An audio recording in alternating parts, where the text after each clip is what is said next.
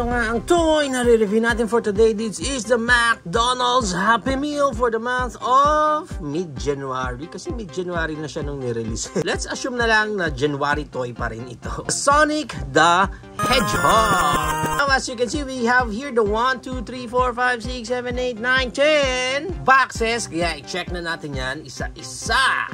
And to start, we have here the Sonic Hedgehog Sonic Tower Challenge.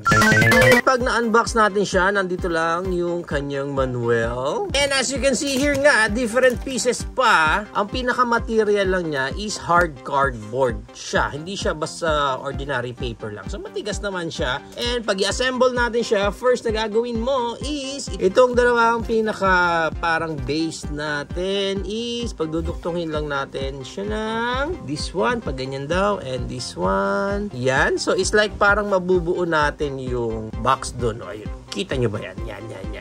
Okay, dito medyo hindi pantay. Pero dapat ganyan ang itsura niyan. And then, ang pinaka-essence lang ng game is time game siya. So, you only have 30 seconds. And then, paramihan lang kayo ng pwede nyong ma-stock up dito ng cardboards. Kahit anong pieces naman yata. So, for example, nag-timer na kayo, no? 30 seconds. And then, lalagyan mo yan dyan. This one. So, ang pinaka-catch lang ng game is pwede kayong magduktong ng magduktong. As long as kaya nyo. So, may mga connector naman siya. So, it's up to you kung paano nyo siya talaga laruin. Yan. And remember, 30 seconds lang. Wala naman special instructions na dapat this one pupunta sa ganun. Again, kung ilang pieces ang may stack up nyo sa loob ng 30 seconds. And then, pag time's up na, ubos na yung 30 seconds, you'll just count kung ilang pieces yung nalagay nyo dyan. And then, yung pinakamadami, siya yung mananalo. Next, we have here naman the Sonic the Hedgehog Sonic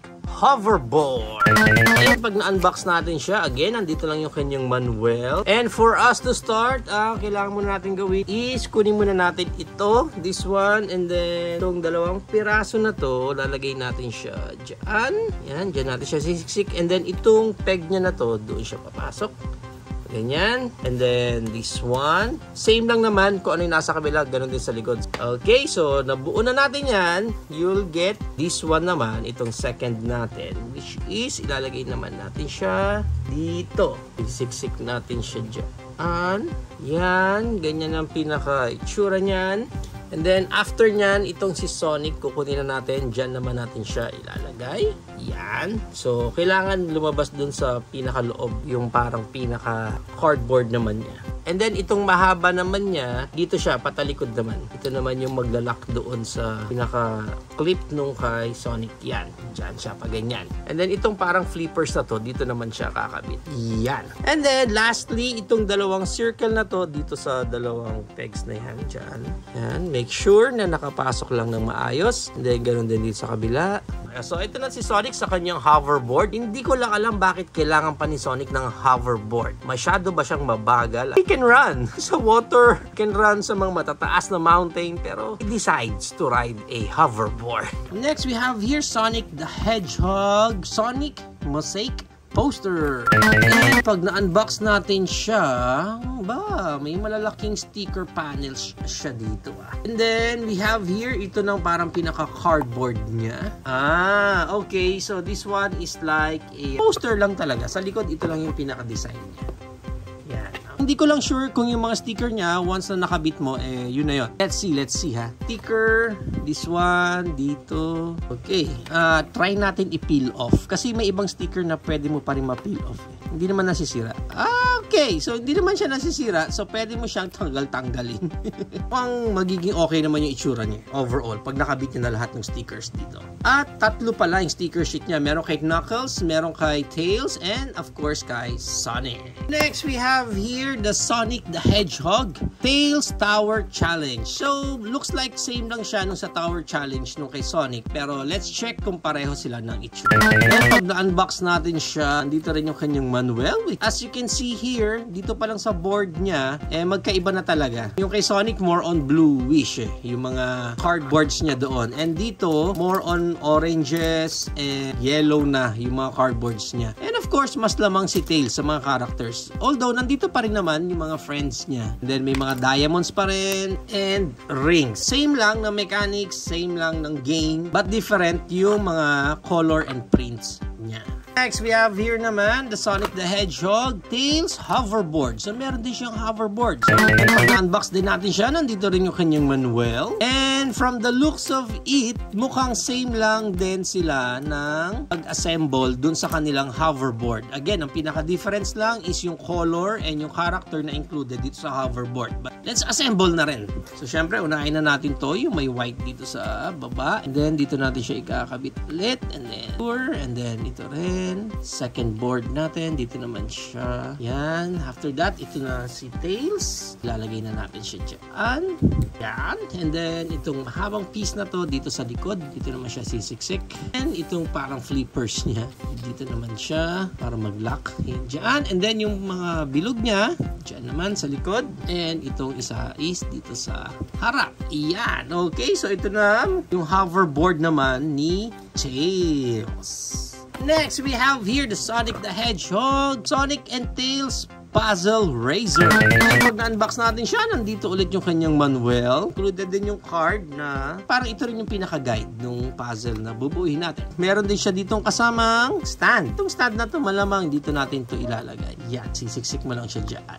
And itong puzzle na to is pwede kayong 2 players na wherein ilalagay nyo yan dyan sa gitna. So yung isa is kay Tails and yung isa kay Sonic. And then you will time yung bawat isa kung sino yung maunang makapagbuo na lang nung kanilang mga puzzles. So sige, buuhin muna natin si Sonic. Sa puzzle, ang pinaka madali dyan is unahin nyo muna yung corners. And then susunod na easiest way is buuhin nyo muna yung mga letters. Yan. So buo na natin agad yung Sonic. Okay, so this one, yung ears. This one, sa body niya. And mukhang buo na natin to. Buo na natin tong portion na ito. And then, itong corner na to, dito. Obviously, here. And then, this one, obviously, here. Our last piece is this one. Yan, buo na natin si Sonic. Now, try naman natin si Tails without the guide. Yan. And this one. So, andyan na siya. Ito, buo na natin agad yung word sa baba. Face niya, mukhang dyan yan. This one, yan. This one, yan. I think this one and this one. And then ito, looks like ito is part ng kanyang hair. Okay, so buo na natin si Sonic and Tails. Next, we have here Sonic the Hedgehog, Sonic and Amy Puzzle Razor. And pag na-unbox natin siya, nandito rin yung kanyang manual. And also, itong ating cardboard guide na meron ding stand. Uy, Sonic naman yung kanyang pinaka-stand dito na pwede mong ilagay dyan. Lalagay niyo yan dyan sa gitna para guide din yung dalawa. So, let's start muna dito kay Amy.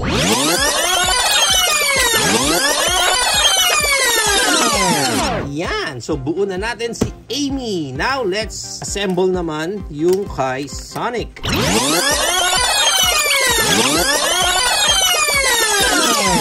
Yan. So, buo na natin si Amy and Sonic. Next, we have here naman Sonic the Hedgehog, Amy hoverboard. So, meron din siyang hoverboard. So, let's assemble. Pag na-unbox natin, nandito rin yung kanyang manual on how to assemble yung kanyang hoverboard. Kunin ulit natin itong may gray area. Itong piece na to, dito ulit sa pangalawa. Diyan siya kakabit. This one, diyan siya magdalak. Kunin mo rin itong isang portion na to. Yan, second slot. And then, dito naman. Yan, para mag-lock siya. And then, kunin mo na itong isang hoverboard din natin dito. Naman siya mag-settle.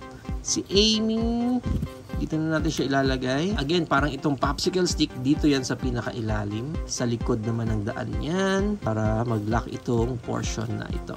Itong parang fin, dito yan sa likod. And then itong dalawang circle na to, yan sa likod. And dito rin sa front.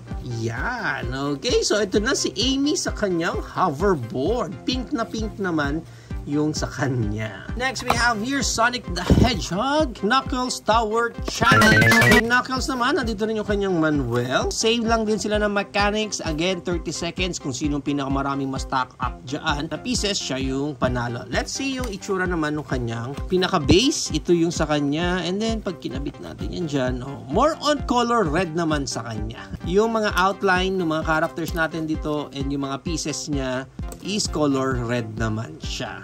And lastly, we have here Sonic the Hedgehog Knuckles Mosaic Poster. This one, may 3 piraso din siya dito ng stickers. And mukhang iba.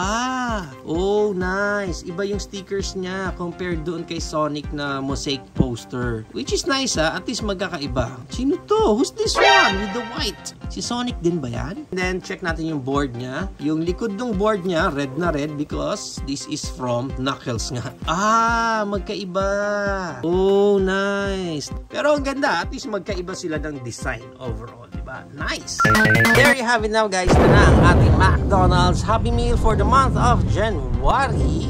Sonic the Hedgehog. Overall guys, itong Happy Meal na ito is more on cardboard and games lang talaga siya. Wala tayong makukuha ang figure dito other than itong na-assemble natin dito ng mga hoverboards nila. Pero mukhang maayos naman eh. Actually, itong mga hoverboard nila parang ganda rin siyang ipang display. Ayan no. Although, ang downside lang, sana ginawa na nilang 4. Since we have here 4 characters Sonic, Tails, Knuckles, and Amy. So, nagkulang kay Knuckles. Sana kung naging 4 sana ito, I think mas maganda yon. And ang maganda din sa set ng Happy Meal na to is like parang every character, may mga kanya-kanya talaga silang games. Kung mamimili lang kayo, wala naman kayong plan na bilhin lahat, maganda lang din. May option kayo kung sino yung favorite character ninyo, kung sino yung gusto nyong makuha. How about you guys? Ano yung pinaka-favorite nyo dito sa buong set na to? Mosaic Poster, Tower Challenge, Puzzle Challenge, or itong ating mga hoverboards. Ako, syempre, ang pinaka-favorite ko itong mga hoverboards kasi pwede mo siyang ipang-display at the same time, you can play around dun sa mga hoverboard na yan. Please let me know sa comment down below kung sino naman ang pinaka-favorite mo or kung anong game ang pinaka-favorite mo sa buong set na ito.